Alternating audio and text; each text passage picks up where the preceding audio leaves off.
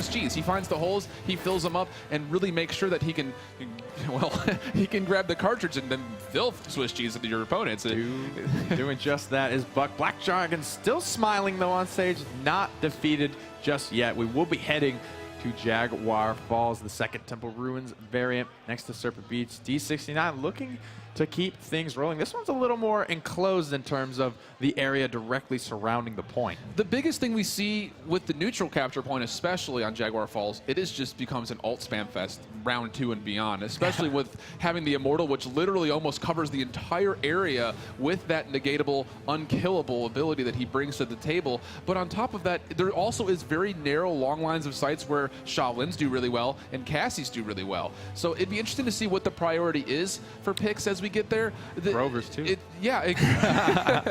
You're really waiting for it, aren't you? A man can dream. Let me dream. Man can go to church. That's bless up. I mean, we've seen it pulled out twice today. Black Dragons being one of them here, so they're more than confident to run. No double front liner. That was really the theme of the first half of the day, and just a lack of Drogos, I think, overall, excluding match point. That's the real big key, is the lack of Drogos. And, you know, we haven't really touched on it a lot, but Bugsy not being here was the big shoes to fill with that role, as he was the team captain for D69 and had issues with getting himself over here. And he also played a very dominant Drogos. So we've seen District 69 not utilize that character really much at all. Yeah, and where that's really going to hurt them, I think, is if they ever have to stack up against Burrito, because Burrito going to be able to fire on all cylinders. They're bringing a sub as well, but like we mentioned, their sub is filling a similar role to the man that he is filling in for, which is just not the case for a lot of these guys who are bringing subs, which is many, many of these teams. Yeah, and it really comes down to the fact of who can you find that builds cohesion and you can kind of work with to be successful on this top tier level. This is the premier stage for Paladins ever so far, and to come through with not having your full roster can be really disheartening and leave something in the back of your mind. Not really the case though for Burrito, as they have, like you mentioned, someone who can fill the role very perfectly, but District 69, who has been proven as LAN champions, trying to reestablish themselves and really solidify them being possibly the best team in the world. It's been a long road for a lot of these guys, worked very hard to get here, so you kind of stink when governments get in the way, visas, all that sort of issues here. But it is an invitational. This isn't the official World Championships, but I'm sure a lot of teams are feeling like it's going to be that way. I mean, especially when you're pitted up against a bunch of other international teams, it really does feel that way. It really does feel that way. But that being said, you know, you have to take a look at what Black Dragons has been able to do. You know, they're sitting in kind of a hole, 0-2 so far in the day, but they've been able to show themselves as representing the Brazil scene rather well. I mean, the matchup that they had versus QG really kind of sets the tone for where does Brazil fit with another region. You know, they're both rather young in Paladins, and they're both kind of up and coming and learning the game more and more as they play up against these big juggernauts. And I think they can, you know, at the moment feel really good about how they've been playing. Yeah, they've been all really close, really tight matchups in terms of the international scene, and that's just a good sign for the general health of the global scene in general. All these teams being so close to compete. They all came in roughly the same time. You know, NA and EU, we favor them a little bit more just because we've seen more out of them. They've had their hands on the game longer. A lot of these international teams studying them to try and catch up. Yeah, and especially with teams like District 69 and Burrito, who've been together for so long. I mean, these guys are probably close to family, if not already there. We say that, but it's not even been, what, you know, 6 months, 7 months? That feels like a long time, though, at the same point as the competitive scene has still relatively That's basically young. The lifetime of it. Yeah, exactly. So it's really interesting to see the dynamic that they bring as a squad walking up to the computers versus a more, you know, recent, newer team in these international squads that come, you know, forward in here. And it's really, it builds an interesting storyline, I think, for each individual region. Absolutely. Here, Brazil, one of the biggest, one of the brightest regions here in Paladins. We talk about their turnout for the EVs Winter Classic, how big it was and how sustained it was. There was almost no fall-off between weeks 1 and 4. They're all so excited, very passionate people, very momentum-based people, which is really, really what Black Dragons is looking to lean on. We are ready to get into the champion draft for game number 2. It's going to be very interesting to see. We talked about the map. We broke the teams down. We broke the map down. It's time to see what the boys are going to bring.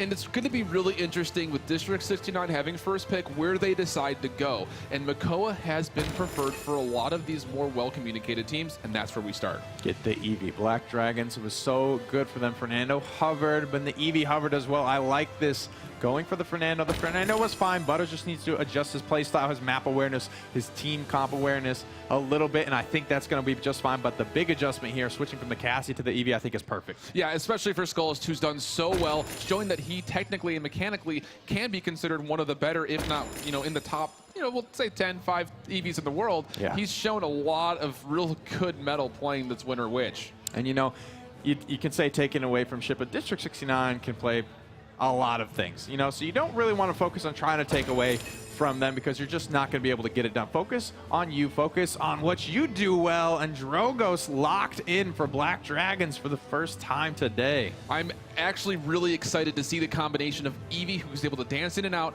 and Drogos, who you really just cannot escape from if you get hit by that fire spit. It just makes you feel like you're just taking so much damage, and then if you have Eevee converting on that, it's going to be very dangerous. But speaking of things that are dangerous, and Drox is picked up, you know who that's going to. Absolutely, and Grover is going to be covered here. Might be blessing up. District 69, though, picking the double frontliner into the Drogos. We will be blessing up as well. Black Dragons putting it all on the table here. Yeah, and it didn't do them terribly when they used it the first time. The big thing, again, that we talk about a lot with Grover is once the cauterizes get online, he becomes weaker and weaker and weaker. So if you're Black Dragons, you need to find a way to convert kills early and try to get that 2-0 lead so that way you have that itemization in your favor as you go into the second round of the map.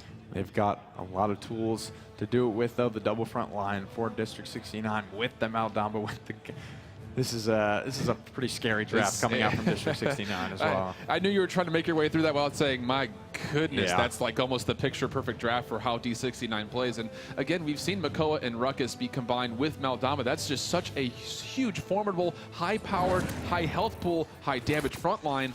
We'll see who's playing what. District 69 on the left side of your spectator UI. Shippa will be on Cassie, Peridot on Androxus, Elven Path on Makoa. Unbelievable on Ruckus this time, and Gera rounding us out as Maldamba. Getting back to that support. And on the other side, Skulls will be leading the front with his Eevee. Flamzita will be playing the Drogos. Pings on Shaolin. BZ will be playing the Grover. And Butter again tried to get things put together as Fernando. 4 blast shields coming out for District 69, looking to negate damage coming from Fernando, Eevee, and Drogos. We'll see if it's going to be enough. Peridot charging into the back line with confidence, and he has put his tail between his legs as he is forced out of this fight early. Yeah, and actually Fernando did a really good job of coming back and helping out that backline, which actually results in Black Dragons coming out on top as far as the kill feed goes. But Ruckus is still up, looking to keep that repulsor field in the activatable range near objectives. He does back out, though. As you can see, the red team is pushing the front very clearly. Peridot still in the fight, though. You can never rule him out. Absolutely not. He's moving off to the right flanker. I don't know if Black Dragons have spotted this one out. He's sitting at about half health. There's one shot. The Impaler's going to miss. That's big. That's a lot of crowd control. 51% already as Black Dragons. Makoa's in, but a rough positioning on that planet. Pings finds himself taken out with ease. Yeah, Peridot actually coloring outside the lines as he goes around through the waterfall and out to escape with that little bit of health as he gets healed back up. And now Shiva, an unbelievable, cleaning everything up, establishing point control now for District 69. Again, though, a great start for Black Dragons. Butters wisely this time backing off instead of getting too isolated, but a dredge anchor is going to force Pings to isolate himself and be cleaned up, and this zone is just so good from District 69, sitting on the point all the meanwhile, climbing north of 90 now. This one is all but converted. Absolutely. Grover by himself. He's able to convert a kill, but a double kill for Peridot. Looking for a third. He gets the reversal. Not able to convert the damage, but it doesn't matter as District 69 is continuing to find damage and now has the payload moving towards that conversion point. Boom. Taken out of the skies. The Godslayer reigning supreme in the air. Cursed Arm already online for District 69. No one from Black Dragons has their ultimates online. Skullist, however, is getting close. He's been rather quiet this game. We haven't talked about him much. Yeah, we just haven't seen him really put the impact that we had seen previously. And I think a lot of that comes down to a really good job of controlling space for once for District 69. That's something that we don't normally associate with them as they look to try to be aggressive, as we're seeing happen right now as the Ruck is finding 2, and it's just getting all damage, all deaths coming out from District 69. The lucky number for Peridot, able to stay alive with that much HP in the backline. Taken down from a big axe from Grover. Here comes the Dragon Punch, though, to try and cuts some of the wind out of the sails of District 69. That one is going to connect on the Elven Path. Nice isolation here on the Unbelievables. Ruckus, he's falling lower and lower, and he will fall. A great Dragon Punch from Flamzito, able to get there and neutralize one tank immediately, and then actually led Unbelievable to be by himself, and he was in shock as far as where he was. Not enough charges on the advance to get him out of danger. He falls as well. Yeah, that was getting close to conversion, and with a lot of momentum on their side, I think it's the right call. Minute still has time to get a charge back up. It's already at 25%, so a good call not to sit on the ultimate too much. You can't be scared into doing that if you're Black Dragons. You need to be smart about utilizing and managing these ultimates. This little double team that's happening over here is exactly what they need to find from Eevee and Drogos. Drogos does fall, though. There just was not enough damage going through, as it looks like Jera is having a little bit of issue and will be pausing the game. But the big thing we mentioned, Skullist is not showing up as much. What does this Eevee need to do, and who maybe does he need to prioritize as far as finding a target? It's tough. You know, they first picked it. It's a solid pick. It's been solid for them all day, but this is a double front line coming out from District 69. You look at guys who aren't going to be sitting right next to these front lines. That's Perdo and that's Shippa. Those are great targets for Eevee. Both of those characters can take Eevee in a 1v1. Heck, Perdo's just going to take to the sky and say, good luck hitting me up here. Yeah, absolutely. The hit scan coming out from that cursed revolver is just so much domination. Either you're playing against an Eevee or even a Drogos for that matter. We see a lot of Adroxus preferring to elevate themselves to get that height advantage and, of course, that hit scan advantage. But, okay, so let's go backwards a little bit. Speaking of other characters, Butter's playing the Fernando again, and we're seeing the communication come out a lot better. As you had mentioned, he is strategically backing up to wait for his team and finding areas to push, but it's not breaking the front line of this Ruckus Makoa. It's tough to find areas there, right? It's not his job, though, as True. Fernando. He's got to hold the front line. He's not quite the one to break it. This is good, though. This pause is going to give Black Dragons a chance to communicate, maybe figure things out a little bit. Go likewise, though, D69 is going to have the opportunity to chat, to speak, work things out as well. The big thing here, especially having the Grover on your side, you know, the distance is the big thing. So we'll have to see as we get back into game if Grover can find those long lines of sight and make those axes really start to hurt. Yep, and nice hit from Elven Path there. Dredge Anchor, gonna be good. Grover falling lower and lower. He's taken out. Yeah, and that's not what you want to see, is the healer down, the long range damage. Shippa also finding the kill in the air on Skullist, who is trying to soar away. And now Drogo's in an interesting spot, even though Shippa's low, it's not being prioritized, and the dragon falls to the cursed revolver again from the Godslayer. And now again, we're seeing the staggered death times coming out and hurting Black Dragons. Perdo carrying this team fight right now, about to find his third kill in the engagement, has yet to miss a shot. A cursed arm is available. Shippa takes Skullist out of the sky. No one is on the payload. 2-0 up. District 69 find themselves once again. Did you happen to see when they were pushing the payload and if it said no fly zone?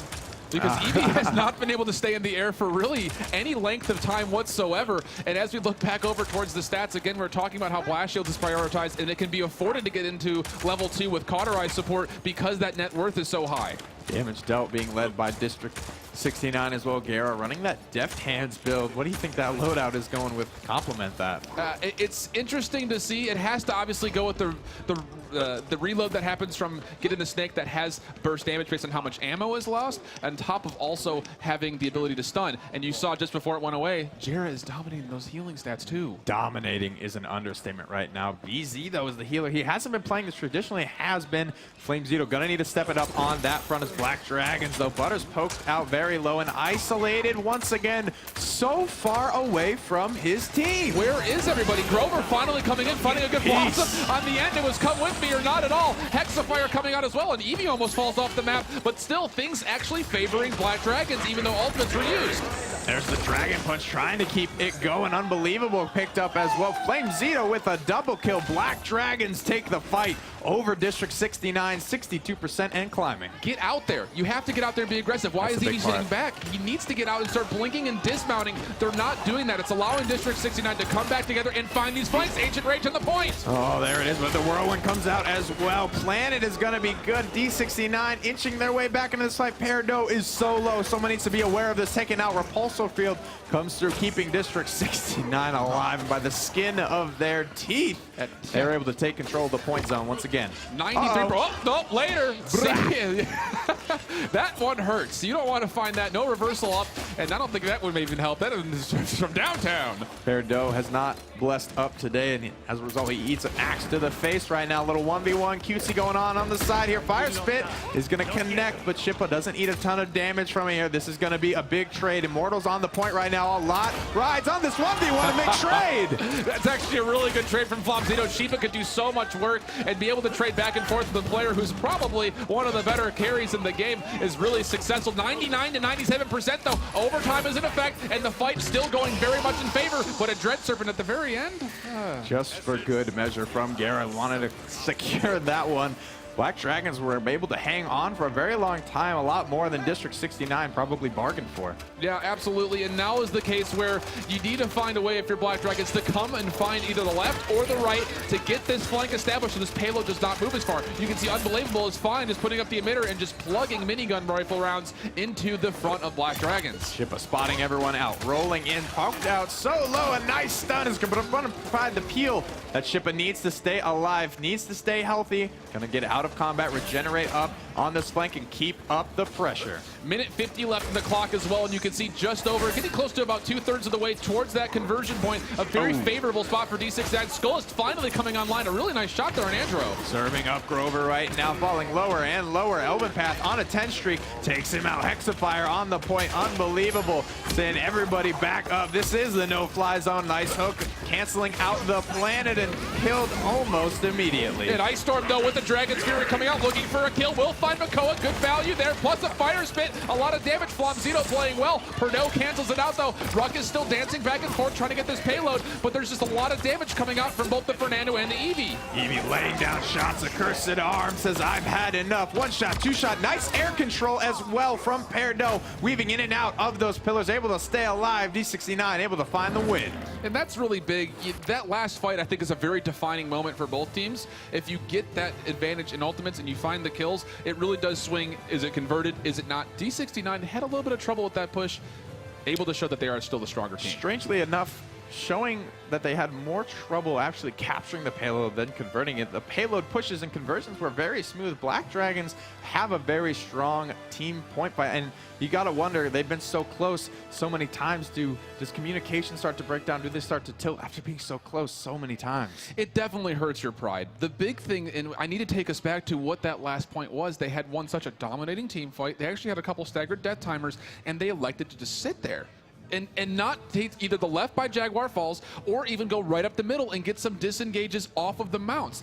That's so huge. And not having scout available, not having any kind of a resource as far as where teammates are, that's why the Makoa got in there and was able to wreak so much havoc into what was the back line. You nailed it. The lack of zone was the demise of Black Dragons. They were sitting at 97%. Literally one more tick would have captured the payload for them, and just in from the left flank blazing came District 69. And I've seen kind of throughout the day, the lack of zone is really what's hurting a lot of these international teams. The confidence, I guess, the lack thereof to be able to separate from their team, move out into the jaws of District 69's base is just not something Black Dragons has shown they're willing to do. And a lot of that comes from the individual power of having characters that can go and take on odd man situations. Shippa with 1-on-2s or 1-on-3s, he can handle that. He knows how to survive and still do what his job is there. As we go to the scoreboard, it's going to be interesting to see where those shielding and healing stats are for me personally, simply because Grover was involved with that Fernando, and that's not the healing number I think you want. Yeah, definitely the zone. Skullis here, 11-7 on the Eevee as well. Found a lot of damage, but you mentioned he's a great Eevee player, but really is going to elevate you to that next tier is, you know, looking at guys like Bird who can be in the back line, doing that 4v1, distracting for so long, buying so much time, and being able to stay alive, get out. You know, a trade doesn't really matter if he's done his job. He's bought that time, and objective time is just really not strong in terms of Black Dragons. No one's even over a minute. Yeah, and that's not good. You know, that's just something you need to take a look at as far as we need to establish either someone or some way to control the point. And that's not the communication we've seen thus far. You can see that is very clear as far as what D69 is trying to do. 217 in total for Unbelievable. He knows his role. Absolutely. He is holding down the objective. 217 lowest, well, not lowest anymore, Elvin Path, actually. He got a lot of work done. You know, frontliners get a lot of credits there for sitting on the front line. So this Ruckus he's fully content. He's a greedy little goblin. He is rolling in the credits. He is very content to do so. 39,000 damage, you know, despite that. Still above Elvin Path, strangely enough. Ruckus getting a lot done in that one. Yeah, and I think this really comes down to the key factor that Ruckus doesn't have all of his abilities if he's off of a point. He needs to be on an objective for that repulsor field to be activatable, and that's really, really big, that 50% damage mitigation. And the fact of the matter is, if you can get right in the face, if someone's trying to contest you and you can just minigun straight into them, it's really hard to stand up to that damage, and that's where that number comes from. Yeah, repulsor field, one of the strongest abilities, in my personal opinion, in the game. Unbelievable. Used it very well. We saw in that last fight, Skullis was just laying shots into Ruckus's mech's butt, but it didn't feel like it was doing anything shot after shot. I was expecting Ruckus to fall, but he was just standing there. He was fine the whole time. It's so much damage mitigation. So now up 2-0. District 69 with the chance to close things out.